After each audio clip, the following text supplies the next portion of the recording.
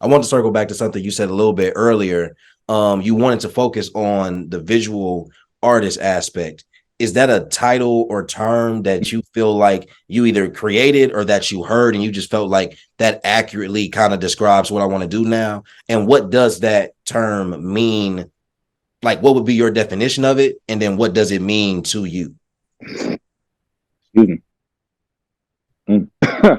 But as far as a visual artist, that realm, I just got tired of using graphic designer because I just felt like I was more than that. I just felt like I was an artist, and I just told stories visually. So I mean, I hear people say visual artist, and they're talking about an illustrator, and they're talking about somebody that can draw. But I took it in a term of like I tell stories visually.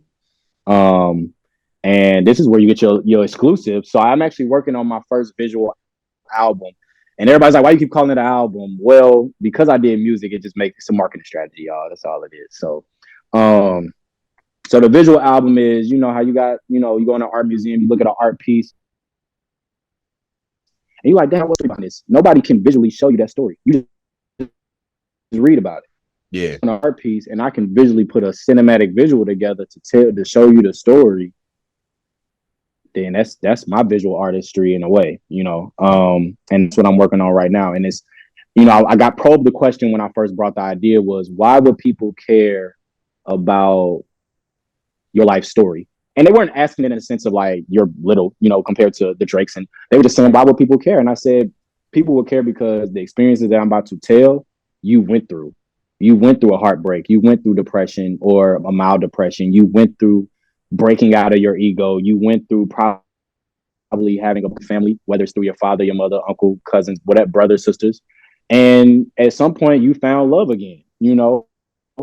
So those are the stories. It's just how I'm telling them relates to me. But when you see it, it's like listening to a song. Somebody could be talking about how they sold crack in the 80s, and you like, well, I sold crack in 2003. I can relate to this, like, but it's just how you tell the story. And that's the thing that I'm working on. It's just telling the story. I want it to be more. Art is an asset too. You can really put a story together through art. You have gold almost. Like I said, that's a skill that I think I'm too humble about, because a lot of my team, a lot of my counsel, a lot of my friends be like, you need to pop your shit more. And I'd be like, I don't know. I just feel like I'm not at that level to pop my shit yet. I have my little moments where I'm like, yeah, can't nobody fuck with me. But at the same time, if they had the same idea, they would probably fuck me up, right? So yeah, that's where I'm at with it. As far as a visual artist, it's more than the illustration, it's more than the art piece, it's more than graphic design. It's me visually telling a story to people. Yeah, no, that's real. And I think visual storytelling is a real thing. Past digital and past motion, I think the idea of visually storytelling within graphics, within stills, whatever the case is, and because there is a process to all of that, especially with what you do, there's a process from bringing that from its inception as an idea to a final product. There's a whole process to that isn't just I drew something. You know what I'm saying? So there's definitely there's a story within a story almost to all of that. And it really just depends on how invested are you in that person's story, why they're doing art, things of that nature. Mm-hmm. And not rushing too. A lot of people Yeah. people are like, so when is the album coming out? Because I mean, at this point, you done got us ready. I'm like, it ain't coming out for like another year. They like, what's taking so long? I realize that a lot of, even when you're looking at music, a lot of people are rushing. We get, I'm just throwing an artist out there. I know he just dropped the album, so I'm gonna use him. You get 2-3 Drake albums in a year, but you can't digest the first one because you're trying to catch up to the third one. Yeah. So you took years to drop a album, because maybe like, dang, this album hard. It's a lot of work that was put into this. That's how I'm feeling. It's like I don't want to rush this because I don't want to miscommunicate the story. I want to rush it and then the quality don't look right. I don't want to. I want to be so satisfied with it that can't nobody tell me nothing about it. I'm moving on to the next one. Yeah. And so outside of it being your life story and outside of the relatability aspect, is there anything else major that you want people to take away from like what you're working on? Like also like when it drops, of course, but like what do you hope people are able to take away from it like once it's finished? Well, I'll say this. To me, I went through a lot of therapy after a lot of the experiences that I'm going to tell in the album. So I hope you walk away with saying, you know what, I'm dealing with that. Let me go to therapy about it. You know, let me go tell my family I love them, because I don't tell them I love them enough. Like when I dropped the piece I just did, I don't know if it's gonna be on the album, so not a big exclusive. It might be on a later album, but I did drop a piece. And like I said, it was called Roses While I'm Here. And like I visually showed myself in a casket. That was my wow factor. And people called me and was like, I went and told 5 people I love them. Because you're right, people do die before getting their roses. And we don't tell people enough that we love them. And me, that was not my goal. My mama even called us. I dropped phones when I saw you in the casket, and it just made me realize our family is we got to get it together. And for me, that wasn't my intention, but the fact that y'all walked away with that was everything to me. So each piece, I want you to walk away with, you know what, I need to go to therapy about this, or I need to call somebody and tell them I love them. I need to fix whatever this is. I need to let go of my ego because it's ruining my relationships. It's ruining my friendships.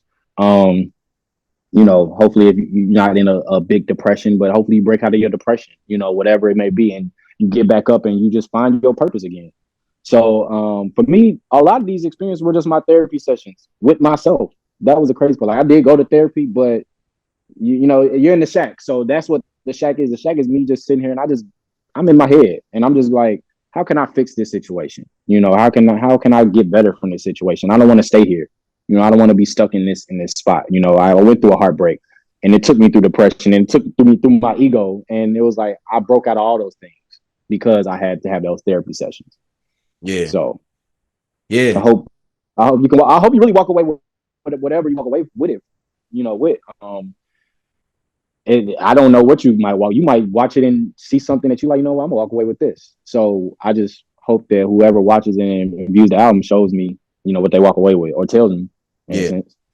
Yeah. No, that's real. No, that's dope, bro. Yeah, I can't wait to see that project come to full fruition, man. That's gonna be fire. Yeah, I don't think I've seen nothing like that. That's gonna be and I think that's what's making me like more anxious because everybody like, well, when you drop it, it's gonna be fired. Hey, you gonna, and I'm like, oh, well, y'all don't know if I just locked in, I could finish this thing in really like 2-3 months. I'm like, take my time, let me know myself. I'm even changing stuff as I'm going about it. It's like almost being in a studio and recording music. You're like, I'm listening or I'm watching something. I'm like, no, let me change that. You know, like, oh, I don't want this piece to look like this no more. I'm feeling different now.